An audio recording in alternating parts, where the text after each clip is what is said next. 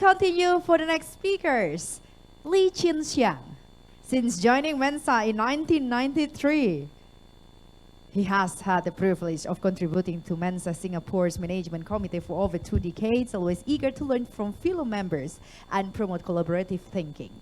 In his role as a head of PMO or lead consultant for Cisco system in Singapore, he has had the opportunity to be part of various multidisciplinary projects. He always attributes the success of navigating these projects to the collective effort of this he deserves a team.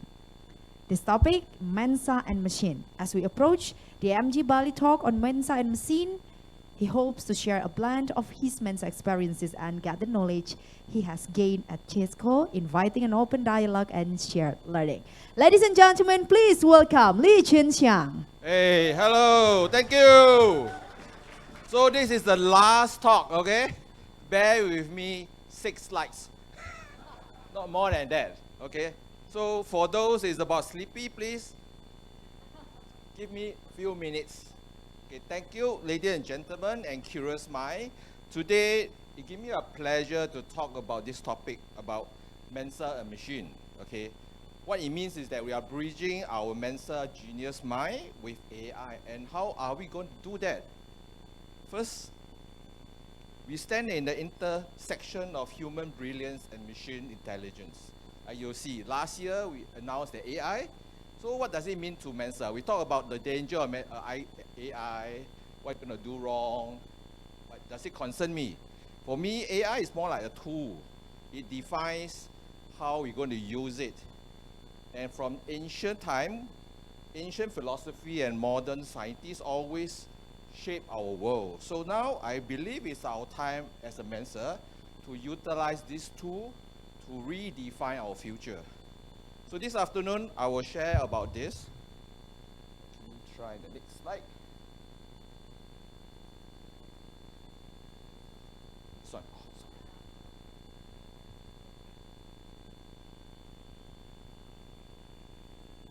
Sorry, press down. Okay, so I'd like to talk about this, a remarkable phase of human history now, as we are very lucky to be in. First is about artificial intelligence. Okay, as you know, ChatGPT is coming out, people are laughing, all the stupid answers, but it marks a different era that is coming. And the next one is quantum computing. So what is quantum computing? It's basically normal traditional computing is 0 or 1, but because of quantum, they have exist 0 and 1 at the same time. So what it really translates is that normally computer take thousands of years to do all the computation. In quantum computing, just take minutes. So it means that what we're going to see from now is going to be vastly different from what we have. Okay, I'm cutting short on my talk. So these machines are not just tools, okay. They are going to redefine.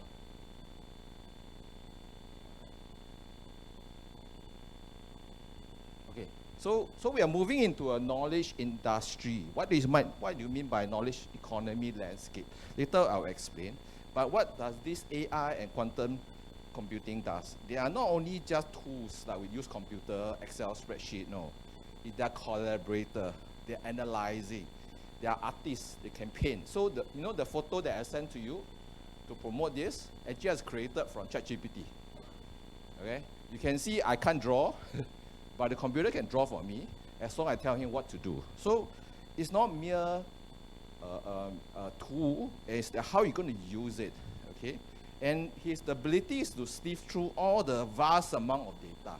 Human, how can you read a book from page 1 to page 10? But a computer can read in seconds, and it can make known of all the patterns that you don't see. So now even I use it for stock market analysis. Okay, you see all the charts up and down, up and down. You can't tell what is going on. Ask the AI. So tonight you can go and try. It'll tell you whether is it bullish or bearish. So these are the things that is evolving, and at the speed of improving, you're going to see vast amount of information is going to move. So traditional. Okay. So what does it mean? So the next thing I'll talk about human mankind. Normally, for progression of mankind, we must look back to the past. So there are four major types of our economy: agriculture, industrial, information, which is now. Now we are moving to exciting knowledge industry. Okay, if you go and read all the books, there's a lot of definitions. So I'm going to give you a very quick summary.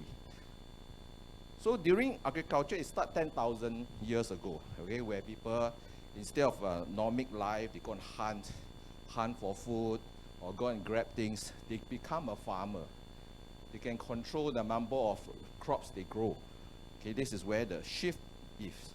And because of that, supplies of food, they're building cities, you're building economies, you can see civilization grows. And that's where this agriculture is improving, because of food. Because without food, they can't survive. And because of that, you can see that they are dictated by nature. So when to harvest, when to food, what to eat. So everything is controlled by nature. So next, we move into industrial knowledge. So what it does is that we're using machines, factories, steam engine. So it produces goods like what we do, our shirt, the chair you sit, okay, the computer you use, because of industrial. And people are moving from agriculture, farmers, into the city to become labor. So that's where the rapid growth, we can see that humankind created everything you see here, from the door to the cups to the water you drink, everything is produced. So there is the remarkable improvement of mankind. Okay. Then now we are in information economy. What does it mean, information economy? So we are not producing goods. We are producing information and data, which is intangible. Goods you can hold on to it. Computer, no. So for this, Microsoft, Apple, Google, they emerge. What they does, they create smartphone for you to talk. Okay, there's no product. Everything is digital. So new technologies are coming out. So softwares and ability to transmit information, YouTube, these have really changed our mankind. So the exciting part is that there are non-tangible services. But now, what is knowledge economy? How can knowledge economy be? What is knowledge? So when you see a thermometer, you see a line, those physical thermometer. If I don't draw where is it 37 degree, 36 degree, you doesn't know whether you're having a fever or not. So by having a thermometer mark, that is knowledge. So you have lots of data, but how you make use of the data? That's where knowledge economy is. But human mind, we are limited by our memory. You forgot yesterday what you eat. So no matter how much you study, you will forget. But computer never forget. That's why AI can produce faster result than any human. Right? So in the 21st century, the changes is about innovation, about intellectual capital, and people have to be long life learner. You cannot just depend on what you study in the university 10 years ago. You really have to keep learning, because new things are evolving every single day. That's why Mensa is in the best place we're going to have. And we need to embrace this opportunity. We don't just let it go. We just do whatever we want to do. So, and this is the promising that our unique blend of intellect, creativity, adapt, and with problem-solving skills. These are all the good characteristics as a Mensa member.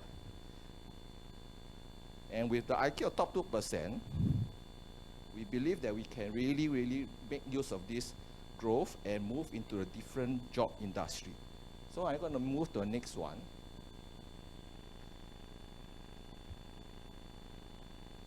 Okay.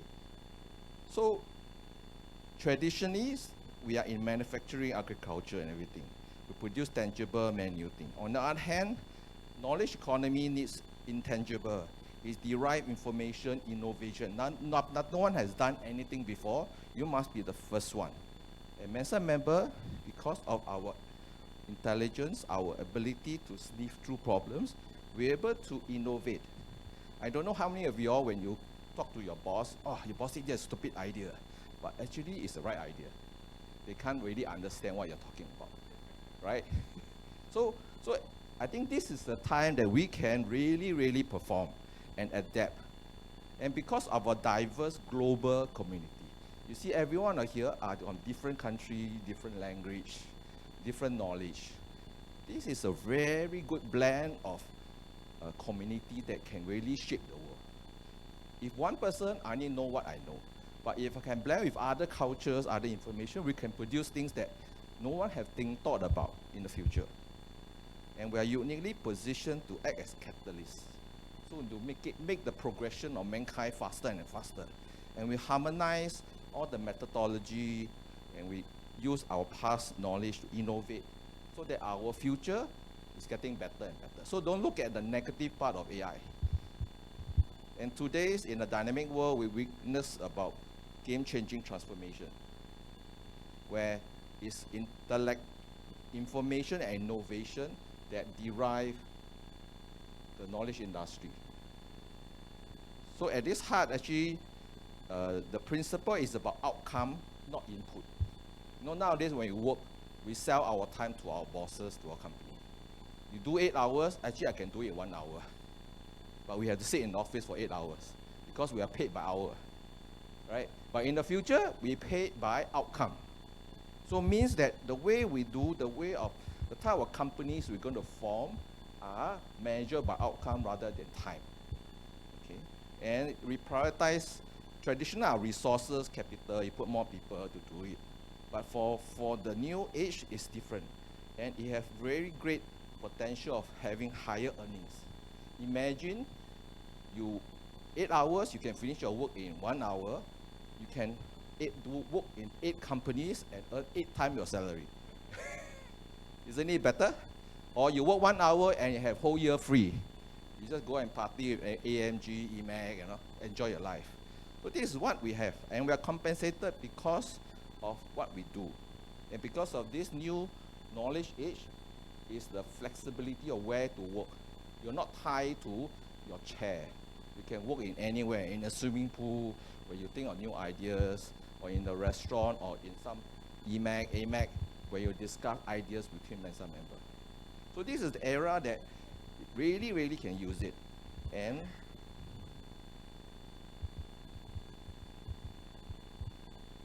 go to next one. So traditionally, organization is like that, layer by layer, worker.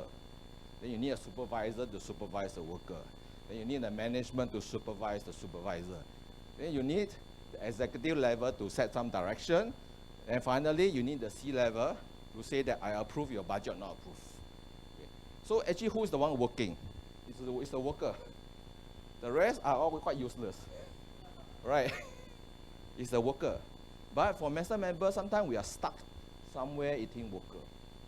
We cannot go up because we are unable to use what our advantage. So that's why it's going to change the way how we do. So we'll be working more on freelancing, consulting, rather than just selling our time. But then it's a time that we should build a company. So actually I have a vision. We build a Mensa consulting firm where everyone are freelancer. Okay. When I have a project, I ask you, can you solve maybe a problem, how to go to Mars? Tell Elon Musk, I can go to Mars. I got the whole Mensa people think of ideas. Then you give us money for it. So there's a lot of possibility that we are going to pursue. So in the new knowledge-based industry, I find that Mensa member really sits in the middle of it. Just that our people are quite used to traditional way of working.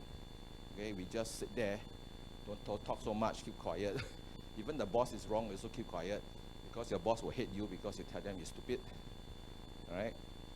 So I'm going to end with this. So very simple in the Q&A is that don't fear about AI. Don't fear of change. We, mankind, is supposed to change. And change for good or better, we cannot control, but as a Mensa, we are top 2%. We're supposed to be the leader. We're supposed to shape the world. Not some idiot, some politician that tell us what we should do, all right? That's why all of them were for free on Mensa member. Actually, when we register Mensa, all the governments are quite careful because we are too smart. But if you put all the smart people together, it's very, very powerful. Okay, now we need to put our heads together. What can we do as a Mensa? Now we are more social club. We come here and drink, talk about it. But what can we really, really benefit from this new age? And what AI is so good is that how many books can you read in one lifetime? Right? How many books you can read? But AI can read everything and just tell them, I want this. I want to do this. I know what is the outcome, but I don't care about the process. The process, I let AI do the process. And if it's wrong, I say, go back and do again. And you will not be angry. Because AI, I scold the AI every time. It doesn't get angry. It's not like your secretary, you know. So if everyone have ability to use one account, imagine how many things you can do. Like what the two young children say, every day one skill. How they learn? Using AI. They can summarize the books for you. They can tell you what skills to learn. Instead of you going searching all the books, library books they have. So please, I'm going to end with this, is that anyway, we've got not enough time for Q&A. Or any questions, anyone in the mind to ask? Okay. If no, then I would just want to end the whole talk, because we have a lack of time, is that hopefully you get some insight. So my talk is very simple. Don't fear changes. We should embrace changes because we are the smartest guys on the planet, okay? So we should put our head together, and 1 + 1 is more than 2, okay? If 1 + 1 is less than 2, that means we are dead. But because of Mensa member, when we talk, we get improved. So that's why, please make use of this time, make more friends, come to more AMG, and try to talk more about what you do, so that we can innovate together. So for that, I'll end my talk. Thank you very much. Thank you, Siang. This is the first time I hear Siang speak after knowing him 11 years ago, like quite serious too, right? So it's very. Otherwise, normally just drinking. Hi, buddy, how are you? Right. So this time it's really serious talk. Thank you so much for that. And actually, in this AMG, you actually learn a lot of new things. You don't only talk or drinks, right? You learn about what is a donation, the live auction. You learn about the books donation, right? You learn about banking, investment with AI. So you're not only drinking this time. I'm gonna give you some token of appreciation. Thank you. Please give applause, ladies and gentlemen, for a token of appreciation for our guest speaker, Mr. Legian Siang.